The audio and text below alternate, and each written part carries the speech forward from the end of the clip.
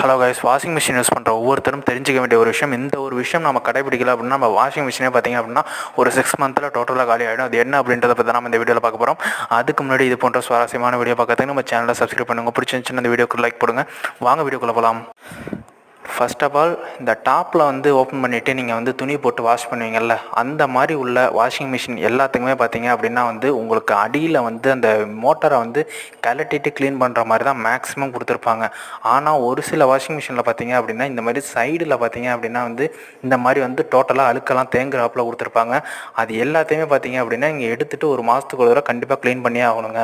Thank you for info.